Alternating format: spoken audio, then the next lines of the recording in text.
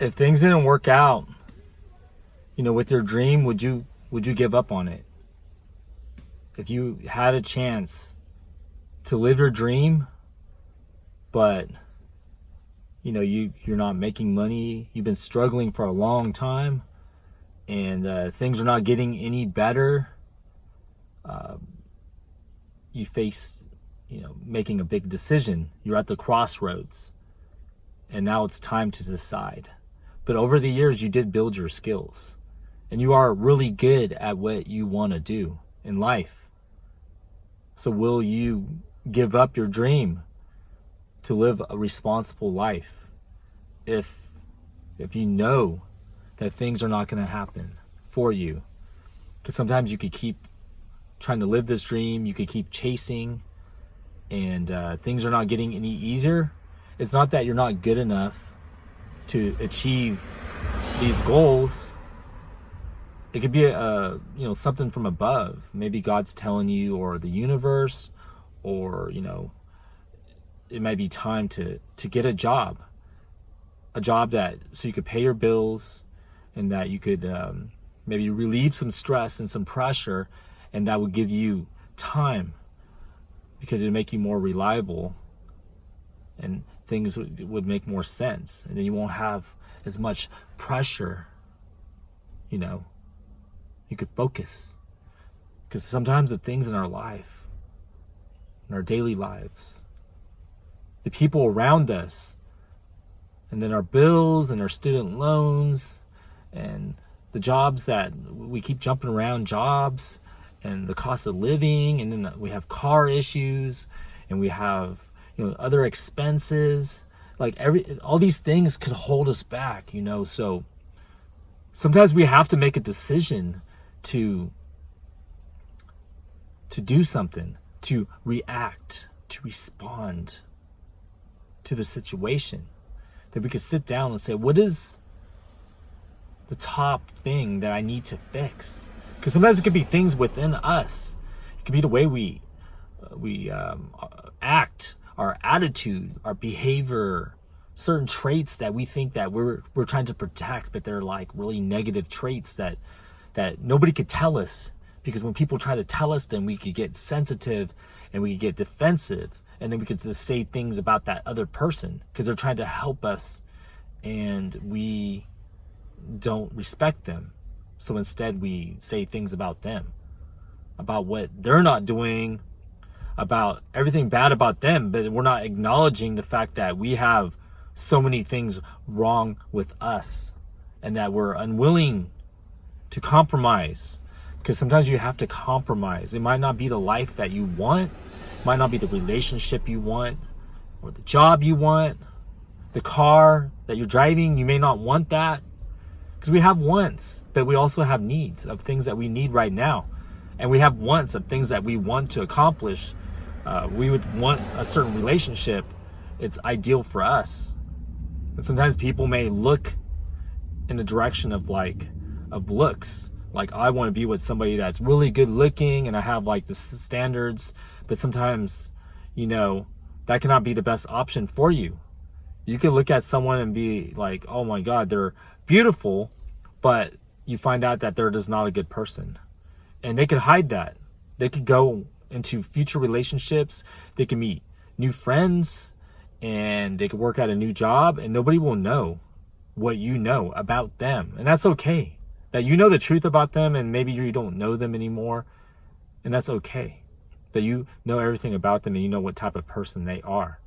And they could go hide if they want. They could go hide from the truth, because it won't matter, because they're good at living the life that they live right now without anybody knowing their past. And that's kind of like this really being not authentic and not genuine. To know that you've done this damage to people, and you acted a certain way, and you just really didn't care about what you did. So I would not sell out my dream, like to live a dream and be immoral. I'd rather not live my dream and be moral and maintain my core values, because I don't want to be fake. I don't want to go into Hollywood acting like I'm someone that I'm not. That I want to be a good writer. I want to write great stories, but it's not for fame and it's not for money or for attention, because that's already left me. Maybe if I wanted that when I first wanted this dream years ago when I was 18, that things have changed and I've lived life and I know about life a lot more and I understand people. And it's through my interactions with many people over the years, through work or just friends or just people, because of the dream I wanted to live, that I would meet different people and then I would know certain things about people.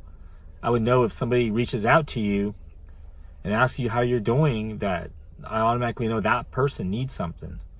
They're not just reaching out to say hi to you and to, see how you're doing. So you learn about people a lot more, and then you know how each person operates. So then you know how to, interact with them. You could adjust to them. But when you have somebody that's trying to teach you, say if you have like a mentor or a teacher, and they have a lot of problems themselves, and then they do a lot of deflecting or projecting onto you, and they're saying all these things are wrong with you when those things are actually wrong with them, then you get into a toxic situation where you just don't know how to keep that together, and whether you even want to keep that together for the future, because then you don't want to hear people bringing you up and then bringing you down in the same conversation, like where they're saying a lot of things like you're good at something, and then they're saying you're terrible and you're this and that, and they're just talking down on you and being negative and expecting you to respect them, but then they don't respect you because they say you have to earn their respect, but at the same time they're not really giving you a fair chance to if they're just talking down on you. So you find out a lot of things about people along the way, and you know that you have a skill. So say, if me being a writer, then people want me to write things for them. So you're going to have a lot of different people that are going to want you to write for them, because then it's hard for them to do it. It's hard for people to sit down to convey their thoughts and to write books and screenplays. So if I never wanted to dream and I never wanted to be a writer or get into this film industry, then I would never meet certain people, and then I wouldn't learn about things, and I wouldn't grow better. So I can't discount the dream for the fact that I've learned a lot about personal growth, and I'm not a top coach or anything, but I'm confident in the wisdom that I'm sharing, because I'm open-minded, I'm willing to listen, and I understand people. And I want more in life. I want to grow. I want to help people grow. I want to write great stories. It's just that don't sell yourself out to get your dream. Sometimes we have to be patient. We have to do more. We have to give more time, more energy, more effort. And if somebody tells us that we need to give more effort, that we should not be bitter, petty, condescending, rude, inconsiderate, that we should actually listen to the advice and say, you know what, this person wants to help me out. They have shown that they have been honest and open, and they've been around, and they've been supporting me, and they believe in me.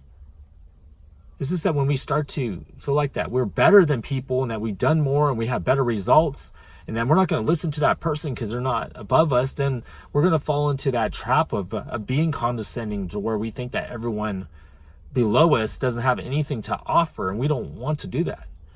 That we should listen to everyone, whether it's a homeless person, a stranger in a cafe, a new friend, just anyone. Like, have a talk with people and learn. Always be willing to learn, and then teach people. You might have to back it up, because sometimes people don't trust. You're not going to trust that. Let's say for me, if I don't have a lot of writing credits, they're not going to say like, well, why should I listen to you on writing? I feel that I could give them tips and I can understand, and I don't have to be a top writer to help them. And that's the problem. That's a problem, because people they become know-it-alls, and they don't want to listen. They become stubborn, and that holds them back. And that's why they're not living their dreams. And I know people, because I have experience with people that are like that, and they have not lived their dream yet. And they may never live their dream. And sometimes they need other people to help them with things that they have weaknesses in, but if they're not willing to listen, and they're not willing to compromise, to take personal responsibility and stop blaming other people and stop complaining, stop whining, then maybe it could be time for them to look at another option. Because, I mean, is it worth living your dream for the rest of your life and never accomplish it because of things that you have wrong within you that you just don't want to fix because you feel that I need to protect who I am? I'm not changing for anyone. So if you're not going to change and you're not going to fix things that you know that could be potential problems, then you really don't care about growing.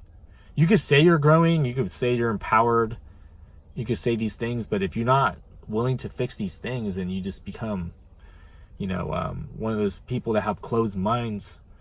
You're closed-minded, and you don't want to learn because you think you know it all. And you think you know it all and you haven't accomplished anything.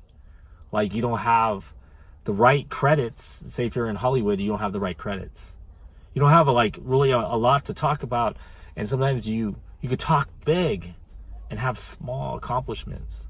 And I always try to help people to understand that we should listen to all people. I don't have credits now, but I will be getting credits, and I will still act the same way as I am today. I will not change who I am. I've never changed who I am. If I had something to say, then I'm going to say it. Like, if I know it could help somebody, I'm going to be honest and say it. If I'm honest and I lose a friendship over it, and people don't like me because of it, then I'll know that at least I said something and it could help them, because nobody else is going to say it. Nobody wants to say it. Nobody wants to say the unpopular thing. Nobody wants to, to be, open about something. So sometimes we have to word it differently, if you're okay with it, or if you don't mind. I just wanted to ask you something, but you know what? I don't want to, step over your boundaries. But you could establish that early on, and then we could learn about something. It's just that people don't like to be told what to do. They feel like they could get controlled, and they want to have control of their life. At the same time, they're all over the place, and they're not living their life the way that they can, and that things could be easier for them. So then they don't want to listen to you because they think that you don't know, you don't understand. And you do understand, because you live life and you understand that it's hard. Financially, it's hard to juggle things. It's hard to stay focused. It's hard to complete things on time and to have support. And when we don't have support and everyone's against us, then yes, it could be hard. And if we have relationships that are not so positive, then that could be difficult as well, because then we're battling that conflict all the time about certain things. And on top of that, we have to, figure out a way to accomplish our dream, because we really want it. And we also want to solve other situations, whether financial or certain things that we have within ourselves. Like, some people do need counseling to talk to somebody, something that's more neutral, and not somebody that if you try to talk to somebody else about something, that they're going to have, they're going to be critical, and they're going to put you down, and they're going to really nitpick at things, and they're always going to have a negative comment about you, and it's going to be wrong. And then if you say something like that, I disagree, then they're going to say you're sensitive. You're a sensitive person, because you, in a way, is like, if you're hearing a bunch of stuff that's it's inaccurate, there's only so much you could take before you want to say something. Like, if you sit there, that's just being confident about yourself and respecting yourself. Because if somebody's just going to keep talking down on you, and they're saying that they're trying to teach you, and is going to keep talking down on you in a conversation over and over and over again, and it gives them that, they think that, that they could do it, then sooner or later you're going to say something. Like, people that are not confident are going to let it bother them, and they're going to respond back, trying to get even. They're going to fight back. They're going to be rude. They're going to say, if you don't want me to be rude, then watch out what you say. Those people they lack confidence, self-esteem, and then maybe they could get a little confidence boost or a little mood boost, because they could be with someone that they could show off with, and they could get attention. But you know what? That doesn't last forever. Because if that relationship goes, or that job ends, or the opportunity's gone, or the money's gone, that they're just going to revert right back to who they were before, because they didn't fix things that required attention. that it's good.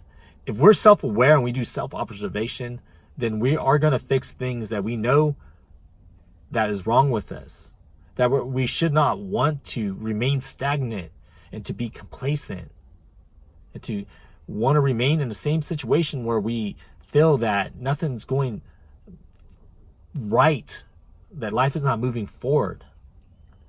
So most of this stuff I would learn from wanting to live the dream, because I would work as a writer and do all kind of writing and just deal with people and interact. And I would meet people along the way because they would know that this is my dream, but then also maybe they want to be a writer. And then you would learn about people along the way. You would know who's serious, who's ready, who's not ready. The people that talk and the people that do, and the people that think that they know it all and that you should listen to them, and the people that are open-minded that you could collaborate with and you could find like common ground. This is that you're going to meet a lot of different type of personalities, different people that say they've done things. They could act like they're A-list actor and then they're not. They could act like they're a top writer and they're not, because they just want to impress you by saying things, but then you know better. But you're not going to call them out on it. You're just going to listen to them, and then you know what type of person they are by the way they communicate with you. And these are things that I find value in because I wanted to live my dream, that I would learn about people, because when you write, it's like learning about characters in your script, that you're creating these characters that have these traits and that do these things, and that you know how they will respond to every situation. And I think it's so valuable that no book could teach you that. No video could teach you that. It's your real life experiences. So the question we come back to is, should you give up on your dream? If your dream is something that you wanted it, you want it for the right reasons, and it's not about money, it's not about fame, it's not about,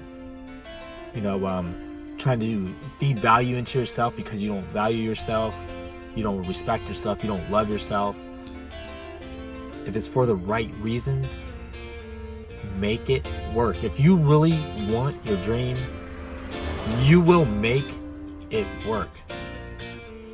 Until the next time, value yourself, respect yourself, love yourself.